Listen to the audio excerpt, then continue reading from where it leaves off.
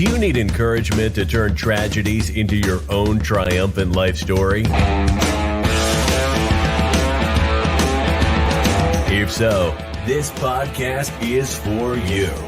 Listen to powerful guests who have persevered through challenges so you can gain strength to build your championship life. The host of Professor of Perseverance podcast, Dr. James Purdue. Hey, now it's that time again. Thank you for coming in to the Professor of Perseverance podcast. I'm Dr. James Purdue, the Professor of Perseverance himself. Hey, this is, we're going to get on a topic here. It's rare for some of us, but maybe not for, rare for a lot of us, but not for all of us. Okay. And so the topic here is we're going to talk to a guy that's been incarcerated. He's been locked up because he got into burglarizing pharmacies. And so we're going to find out what's happened here and how he has turned his life around. He actually has his own podcast. He calls it a Godcast, the Goodness Over Darkness podcast. So let's go ahead and get started here with Todd Armstrong. Hey, thank you for coming in. Yeah, absolutely. Thank you so much for having me. Now, we say Todd Armstrong, but on your visual here name, you have Emmanuel Kingman. That is correct. And so we'll get into the name here in a little bit as we go along. But thank you for being here. Appreciate all you're doing. Appreciate you sharing some good light and some good information. Help us, get some inspiration, motivation. Help us get encouraged. Know that there's hope out there, and we can still live a good life. Depending what we go through. We can still have a good life. Whether we bring it on ourselves, the tragedy, or it's brought on for us. But we can still have a good life, depending on how we focus things. Right. We always have the power. That's the thing. It's we think things happen to us. Some people think we're doing things to ourselves. I think it's a combination of both, but we always have the power to change what is happening and how we perceive what is happening. Amen. Yeah. So, I'm in a wheelchair. I don't know what you know much about me, but I'm in a wheelchair. Got my neck broke playing football 2 weeks into college. And for me, for a while, it was poor, pitiful me. Why this happened to me? Instead of me trying to get out and, I put a face on the front of people, try to hide, what's going on with me, the anger, the depression, and what I was scared of. And so, but eventually people see through all that. And so then it's time to finally wake up and do something to have a good life. So, all right, Todd, aka Emmanuel, let's go ahead and get started here. So you were incarcerated for burglarizing pharmacies. So take us into what got you inspired or motivated to do this. Well, so I was a drug addict for most of a decade, if not a full decade, from my teenage years up until my early 20s. So it was 7 years ago. I was arrested for burglarizing a series of pharmacies. And through a string of unfortunate events, however someone wants to say that it happened, that I landed in jail. I was burglarizing pharmacies to get the drugs. I had this terrible, great idea that instead of paying drug dealers for the pills, I might as well just burglarize the pharmacies.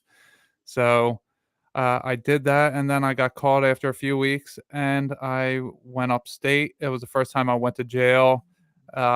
So I just really wanted it to be over, and I was not in an environment that I wanted to be in. So it was my 90th day in jail. I prayed to God, and it was the first thing I did, or the first time I prayed, I'm sorry, in over a decade, easily over a decade. And from that point on, I've prayed every single night since, and my life has gotten better day by day because of my asking God for assistance and stop trying to do it all on my own. There you go. Now we've got to understand here, what was your addiction? Okay, so I was addicted to pharmaceuticals, and what I'm really understanding now is that it's that the pharmaceutical industry is not a very good thing. It's actually in the Bible. The Greek term is pharmakia, which is witchcraft and sorcery. And the entire time I was addicted, I would always say that I was addicted to pharmaceuticals. So what it mostly was were painkillers. But there was a large time of this where I would switch from the painkillers to then Suboxone with Klonopin or Xanax, whatever these doctors who are now in federal prison for doing all these illegal means, accepting cash from drug addicts to write them prescriptions to get that quote unquote get them off, but of the drugs that they're on. But it didn't. It just switched one thing to the other so that they could make a boatload of cash. And so when I say pharmaceuticals, it was I would do the scissor, as some people call, or lean. It's the painkillers with the cough medicine, but painkillers, and was 30 milligram Percocet or 15 milligram Percocet. Or oxycodone.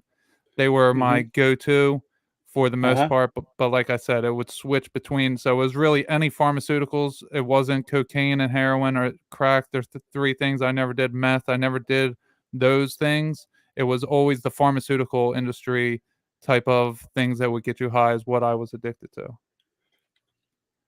This is kind of funny. Not funny, but I'm thinking, I'm thinking, um, would rather do it the pharmaceutical way, where to be supposedly more safer than the stuff out there. You have no idea what's going on in there, Well, you and would think, but then with the you would, fentanyl today, yeah, that's oh, exactly, yeah, they have these pressed pills that are just completely fentanyl or mixed with fentanyl that they're not even real pharmaceuticals, that they're not made by doctors in laboratories. They're made by criminals in warehouses and then pushed off as. So it's very dangerous. No matter what you look at today, it's a dangerous field. But yeah, like you're saying, you would think, and I think maybe I felt at the time that I was superior to others while I was in jail because I'm in here because I was doing pills, and yeah, people who were doing meth. I was in there with a lot of meth heads, and they would they would look at me like, "Oh, all you were doing was pills. Why are you here?" And like as yeah. if it wasn't a real addiction or it wasn't a real danger. Oh, you know as well as I do, you can be addicted to anything and then Oh get your yeah. butt in trouble. For me, it's a banana split. So if I go knock off a Dairy Queen to get my kick on a banana split, I still go to jail. That's So right. you know as well as I do, you're addicted. We're all addicted to something. It's Yes. just how out of control you get with it is where the problem comes. So, Yep. all right. Well, I'm sorry that you got into that. Now let's get into some back history. Is there anything upbringing that might have put you on this road of the pills, Yeah. pharmaceuticals? Yeah, so when I was a child, and this is something that I've now remembered, they were suppressed or repressed. I'm not sure the difference between the two words, but they were memories that I wasn't actively remembering in the time. But since I've had my awakening process, I've come to remember them very well. That from I don't know exactly when it started, 5, 6, or 7, but till about maybe like 10 or 11, I I was being sexually active. I'll say not abused necessarily because it was Hmm. with uh, children my age that were doing these things to me, and vice versa. So it was but it stemmed from an adult abusing one of the children, and then, that's how it The always chain goes. reaction. Yeah, so that definitely played a big part in it. There were different moments that I've remembered where I stopped trusting authority figures, like, right around that same time, I was with a different friend who, his mother took us to the park, and she said to us, I remember this very specifically, she said, "If any strangers come and talk to you, don't talk to them and come tell me." And I remember some little boy or girl, I don't remember which, came up to talk to us that I didn't know. So I went and told her, and she laughed at me. And I remember, like, you just told me if a stranger talks to me to tell you, and now you're laughing in my face. So at that moment, I think I really distrusted authority. And it's not that she was doing this with intention of hurting me or changing me in that manner. She didn't know what was happening to me with a child my age and why yeah. I would assume that, but it shaped me, and I Yeah. stopped trusting authority figures. You tell me one thing and then laugh at me when I do it. So then why do I trust authority? So then I grew up with an issue with authority, and maybe Okay, that's not the only hold on here reason. before you we get going there. So, do you think when she laughed at you, do you think she's going? I'm not talking about kids. I'm Right. talking about an adult coming up, Right. Yeah, it's but funny to her. you didn't, yeah, you didn't look at the differential. But Right. she's Yeah. probably saying adults. You know, you Right. see an adult stranger come and talk to you, hey, run, come tell us. And when you say, hey, that little girl or little boy, I don't know him, she's going, she should have explained it to you. Hold on there, Todd. Right. I mean an adult. You know, I'm not talking. So instead of laughing it off, okay. So there's where you start getting some mistrust. You know, you told me one thing, and then it's a joke to you when I do it.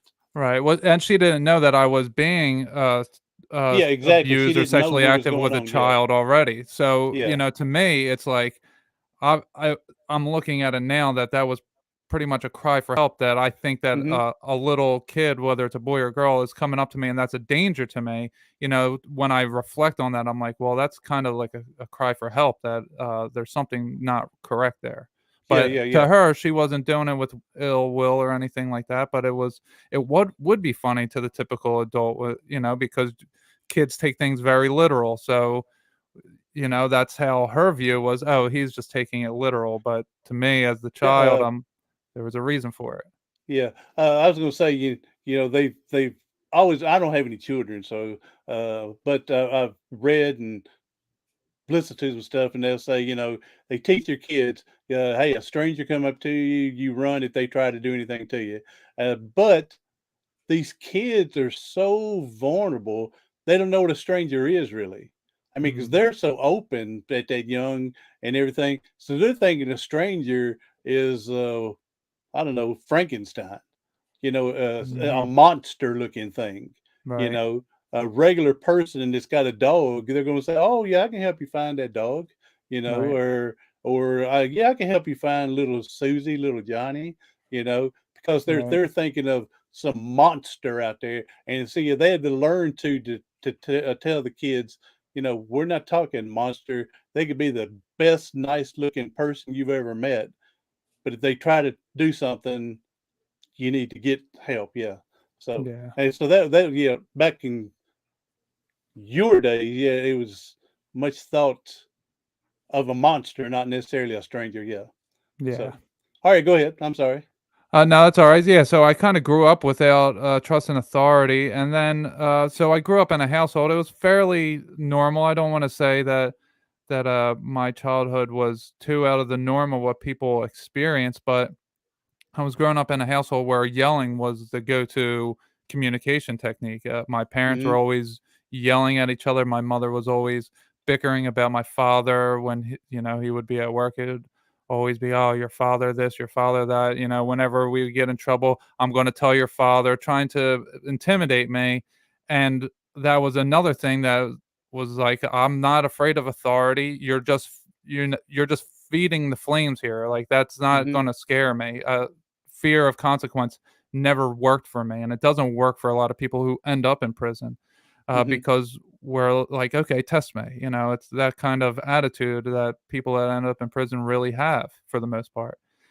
So when I didn't know how to communicate with people. I had three brothers, two older brothers, one younger, but we were very separated in age. My younger brother is almost 7 years younger than me. My oldest brother's 10 years older than me. So I mean, we have a 17-year age gap between the four of us. And my older brother, he was getting in trouble at school, acting out in different ways, 4 years older than me. So when I'm coming up, I was a fairly good kid at school, getting straight A's and not getting in trouble, and up until fifth grade. But once I hit sixth grade, where my brother had caused a bunch of trouble, following in his footsteps, now the teachers are treating me in a certain way. So then I lived up to what, Their and then I was, expectations. yeah, and I was way worse than my brother ever could have been, because of Yeah. See, the it's. I used to be a school teacher, and mhm, we would hear when I first started, hey, that student was so and so's brother, and I finally started going, don't tell me anything about any kid. Hmm. That way I don't get this expectation or this thought process of what they're coming from or how they're doing. I want to learn this myself, and because the you were done wrong. There's no way they should penalize you because of your brother. But yeah, a lot of teachers, they'll do that. They come from this certain one family. You got to watch out for them. Yeah, and it's totally wrong on the kids coming through there. Yeah, and it So wasn't just me. All my friends, all our brothers were all friends. They were 3 and 4 years older than us, and they mm, all hung out and they got into some trouble, as teenagers yeah, do. But what that did, that really put a target on all of us, and we got in a lot of trouble because not only was the school treating us this way, and it's a small town of right outside of Philadelphia. So, I mean, our school, my class probably had my age group probably had like about 30 kids, 25 to 30 kids in each class in three classes. So, hmm we're not talking about more than 90 kids in my grade school. So, or in my age, in my grade. So, hmm what ends up happening is we're 14 and our brothers are 17 and 18 getting in trouble. Now the police are doing it way worse to us than the teachers ever did. But the teachers actually said we were having racist gang wars when we would fight with other white kids. It was generally white kids, and we never had any race issues. Like there was not really anyone outside of our race there, but they sent letters home to the entire school saying that we were hmm having racist gang wars, and the police would stalk us. We've actually had to have lawsuits against the police for harassing us because they would just come up to us and start searching us for no reason, just because there would yeah. be 10 or 15 of us walking down the street, and they would stop and harass us. And it Yeah, so it's a whole community, oh not just yeah. the educational system saying, watch out for Todd because his older brother came through. So they had the whole community basically going, watch out for this certain group of family. It's bleeding down through everybody coming through here. Yeah, So yeah, and it yeah, was I can see, especially in a small town, and they're wanting to try to get a hold of everything to right. make life and where they're making things worse in their trying so hard. Yeah, I can understand and see that. Yeah, Yeah, uh, and it really it's we understandable, but it's yeah. not right. Right. Of course, and I see their side that they wanna squash the bug before, but they'd spawned so things that they Yeah, had yeah, no idea.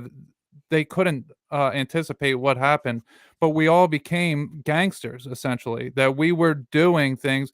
We were fighting adults, like 30-year-old men, 20 when we're 15, 16 years old, like, getting in really big kinds of, like, 10 people, in a fight, like, literally almost every weekend. I had friends that were stabbed.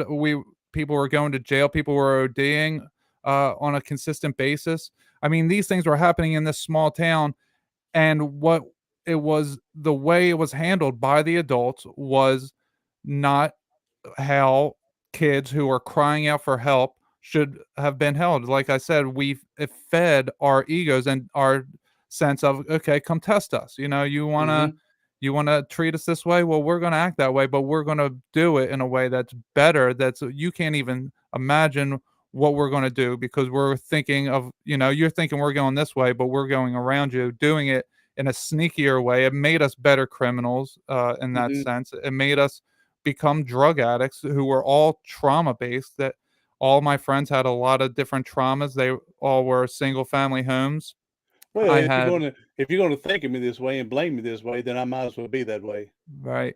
Yeah. I Yeah. had two parents in my household, but everyone else around me, they were single moms, and there were deaths from their parents or siblings, and a lot of drug usage because we're in a small town and we don't have much to do, and we get harassed by the police at 13, 14 years old.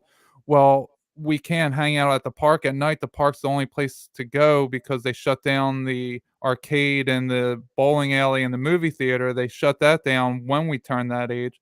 So now all we have to do is smoke weed and drink teenagers, and we're doing that in cemeteries, which is probably bringing spirits into us, and we're inviting these things in that we had no idea what we were doing, and we all Yeah. became drug addicts. Every single one of us went to jail, became drug addicts. Like I said, overdosed and died. We were stabbed.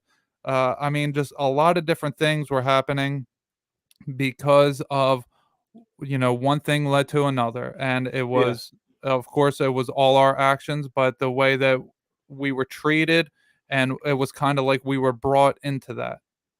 All right, now, so let's go ahead and move back to the current state. You said you were very beginning. You were locked up for burglarizing pharmacies, and Mhm. how much time did you get? So I did. So my sentence was 2 years. I took a sentence that would help me get clean off the drugs. I had to do a therapeutic community that would for 4 months, and it was, so I was upstate for a year. I was in county prison for 6 months. I was in a halfway house for 6 months, and then after that, I completed my sentence, and I didn't fail any drug tests. I didn't show up late to the halfway house. I didn't get Yeah. any bad reports, so that I was just scot-free. Amen, brother. So, all right, so a 2 year sentence basically from this, and so you said in the 90th day you decide to call out for help, Yeah. and, and so from that point on took you into prayer every day. Yeah. So the first 89 days, I was still saying to myself, like, if I get bailed out, I'm gonna go get high. Like, I'm gonna go get Hmm. high. And then that 90th day, I prayed, and I wasn't a drug addict anymore. There was some kind of switch in me that I Hmm. just I didn't have the urge, the thought to get high anymore. It just wasn't there. It was like this veil was lifted that was covering me. Yeah, Satan, get that drug addict thing behind. Yeah. All right, so yeah, that's cool, man. Um, we hear other people talk stories about praying, and not everybody talks about it happen instantaneously. I had to keep praying, keep praying, keep praying, keep praying, and working on myself, working on myself, working on myself, and eventually it come. But Mhm. to hear when it happens instantaneously, and the Bible says, this stuff would do it, instantaneously. It would come right, for us. So. Yeah, well, it was, so I was saved by Jesus Christ last January, and so this was when I prayed, was 7 years ago, so it was a very long process to be saved, or to Hmm. have the beginning stages of being saved, but, yeah, it was, my prayer was answered immediately, and I just kept the thought that I wanna better myself tomorrow. I wanna be better tomorrow than I was today, and I want to be better today than I was yesterday. That was my mindset. And in doing that was, okay, I'm going to pray every single night. And if it keeps working, I'm going to keep doing it. And I kept doing it, and it kept working. So there was no need to ever stop doing it. There you go. Now, oh shoot. So, they get you a Bible while you're in, because I know they have libraries in prison, and They do so have libraries. and someone get you a Bible there to study on. Yeah, well, so I read when I got to state prison, I we did have libraries in both county and state, but I read a lot of different fiction books. Was really what passed my time. I did have a Bible, and I read through the whole New Testament within like 3 weeks, but Hmm. it was in one ear and out the other. It didn't really Yeah. stick. It Okay. didn't. And so my walk with Jesus uh, had just began last year, like I said. So that the previous 6 years, I was bettering myself. Like, I was 280 pounds. I lost 100 pounds. I was exercising. I was learning new languages on a free app called Duolingo. For I just felt Hmm. compelled to do certain things like that. But I was very strict in having integrity, and making sure that I was doing the proper things when nobody was looking, because that was something that I had a problem with, when because I was very sneaky. I was able to sneak around, and steal things here and Yeah. there, and do that type of stuff. So it was very important to me to have integrity, and to understand God was always watching me, even if no other human was.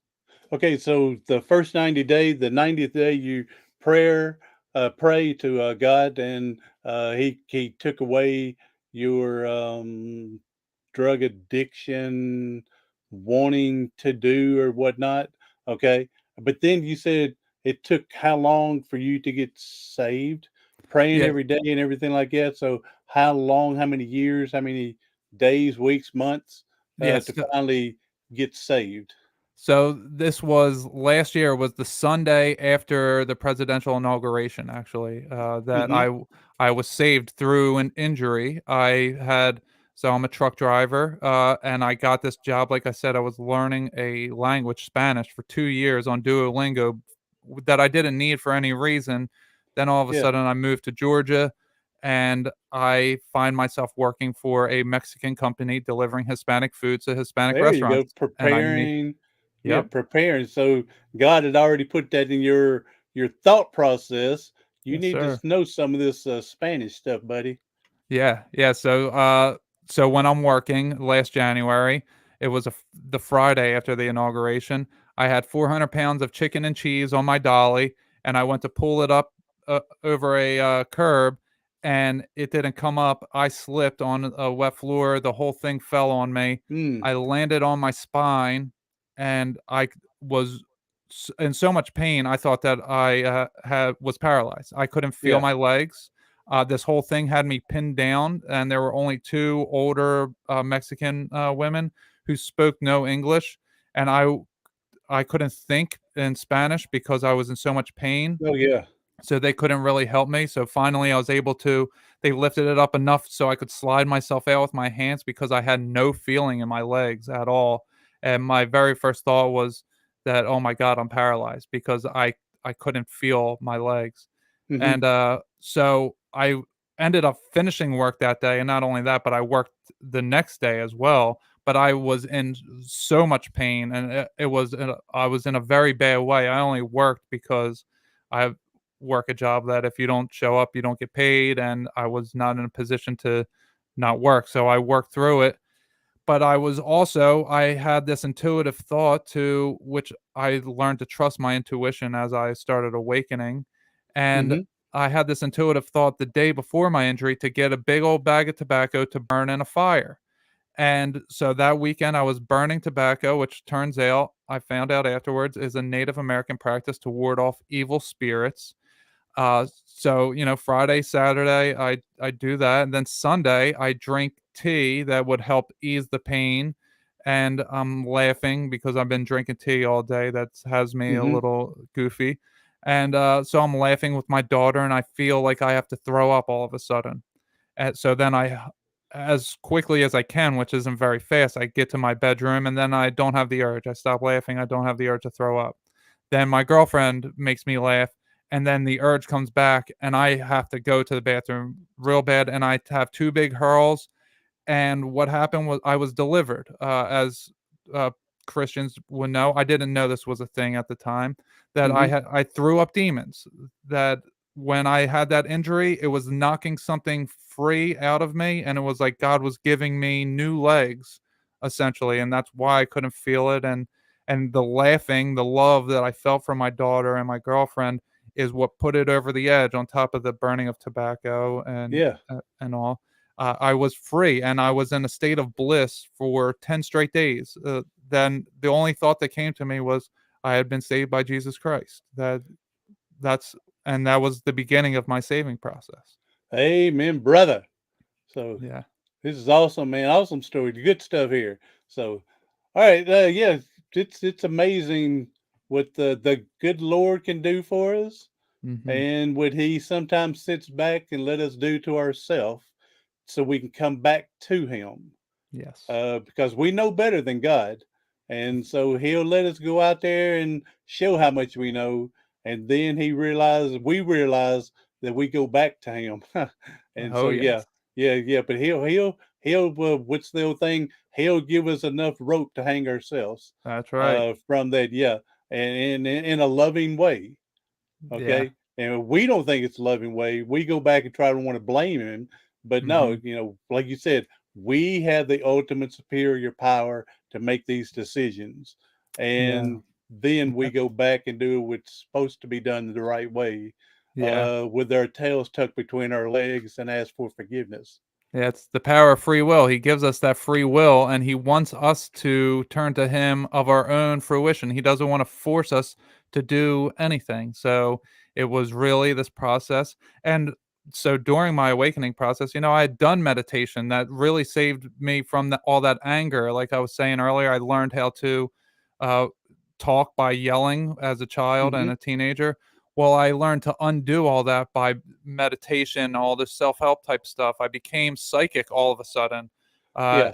And I had done all these different healing modalities like psychedelics. So I thought I had this understanding of what it was like to be healed and to be saved and to save myself and that type of thing. And that was nothing compared to what Jesus did for me and what he's been doing for me ever since. So it was like kind of this new age mentality. Not that I was into the new age. I wasn't labeling myself as anything, but I Hmm. kind of just through the methods of healing that I was doing, and a lot of people do, self-help, meditation, all that type of stuff, as psychedelics especially are very big in today's age. Like I was there and I did all that type of stuff, and that was nothing compared to what Jesus did for me. And he showed Yeah. me like, oh, you don't need any of that stuff actually. Like there are good steps and they were necessary for me at the time that I did them. I'm sure they're necessary for other people who use them. I don't want to poo-poo them. But Hmm. if you just give yourself to him and allow him to work through you, that's all you ever need. And so the message I was trying to spread before being saved by Christ versus now that I have my podcast and what the message that I'm spreading are two very different things. And I didn't have a podcast then, and I see why, and I see how everything's lining up for me now that I'm spreading his message. And it's not that I'm spreading the message that you can save yourself by doing these different healing modalities. But I do bring people on that talk about these things on my podcast. But it's a different circumstance, and people who haven't been saved yet, it's hard Hmm. for them to understand that there's so much more that Jesus Christ gives you than what we could get through meditation and so on. Oh yeah, it takes the unsaved. It takes them a little while to try to figure some of this out, and they don't care to figure it out. It's confusing because they don't know. Hmm. And so, to rather than try to get the unconfused and get saved, they want to battle it out, and then it's up to them. There's nothing more I can do with it. Right. They're neither going to turn to Jesus, or they're going to continue on and just forget it anyway. Right, it's So that free it will. goes back to the power. That's right. So, all right, and so we have Todd Armstrong here, aka now Emmanuel Kingman. Okay, he goes by because of getting saved. And so, brother, I'm glad that you come on the podcast. It's about time for us to wrap it up here. But man, your story of the pharmaceutical burglaries, going in getting the good stuff for you to get high, um, leading you to the road of being saved and helping other people. Um, Sometimes, and I say this multiple times, I know my listeners are tired of hearing it, but sometimes we got to walk through the fertilizer to be able to smell that rose. And Mm. so you had to take the hard route, but look the glory that has come afterwards, and the life that you have, and the life that you're going to be able to uh, fulfill and pull over to others for them to see and witness. So it's amazing, and I appreciate you sharing your story. Yeah, I appreciate you having me on to be able to share my story. It's there's so much to it, and I'm so glad that we were able to walk through the steps as quickly as we did, because sometimes I can get a little wordy, but I loved The being here, and thank you so much for allowing me to share my story. You're welcome, Emmanuel. So, hey, go ahead and tell your website or any social media how people you may want to find you. Okay, yeah, my website's emmanuelkingman.com. It's IMMANUEL Kingman.com. And that's a name that Jesus gave me as he wrote me into the book of life, and my name was switched from Todd Armstrong to Emmanuel Kingman. Uh and you can find my all my social media is linked on the top of my website. So Facebook, Twitter, and Instagram is what I'm on. My YouTube channel is Goodness Over Darkness. And my email is the Great Chakra Awakening 777 at gmail.com. And I do free consultations for people, anyone who's having any kind of trouble in any sense. As we talked about here, we breezed through all my different things that I've been through, but I can relate to very many people for very many different things. I didn't even talk about the romantic issues that I had with my daughter's mother. So I can relate to many different people on many different levels, whether you're a crazy conspiracy theorist, I myself am one of them. So if you have some wild ideas that you want to talk about in any kind of capacity, I don't turn anyone away. I talk to them. I give them at least one free consultation, which is 30 to 60 minutes. And then from there, you can see if you want to continue to work with me, or you might not even need to. So you can definitely hit me up on through a DM on any of my social media or through an email, and I will do my best to help you get to Jesus Christ or get to God. Amen. And your podcast show again. Yeah, my podcast is Godcast, the Goodness Over Darkness podcast. You can see behind me my logo right there, and then the name of the podcast right there. And you can find it on any audio platform. And like I said, on YouTube, it's just Goodness Over Darkness, and you can find the video portion of my podcast on there. Amen, brother. And again, glad you're here. I'm glad that you were to be overly whelmed, saved, and continue on now that you can really witness and help other people now too. So I really appreciate all that. Now, hey, Emmanuel, you know that there's people hurting and struggling today, and if you could give us a powerful message that would help them get through today, that'd be a blessing. Okay, so what I'm thinking right now is that when we're in the moment and we have the problem is so overwhelming, we can't see our way through it and we don't know how to get out of it. We just have to keep that understanding that there's something just beyond, that don't react emotionally to what is going on in the moment. Just know that there's something else just beyond that will even it out or make it better for you, that there's a reason why you're going through what you're going through, and it's going to make it so much more beautiful when you get to the other side. It's a very difficult process, but when you are of the mindset that there's going to be something that evens it out just beyond what you're going through, keep your eyes on that and give your burdens to Jesus, give your burdens to God by not worrying, because worrying in the moment is only going to keep your mindset down, and it's not going to actually help you get through what you need to get through. You need a clear mind to get through and work through the issue. Amen. Well, Manuel, appreciate again you being here, and everyone else. Hey, you need someone that you know needs this message. Go ahead and share this out to them, and go from there. So appreciate you being here again, and I continue to hope and pray that everything keeps going great for you. Keep keeping God and Christ in your life, and take care of that little baby girl, and keep that girlfriend, soon to be, maybe wife to be. Who knows? Maybe I'm throwing that out too far for you right now.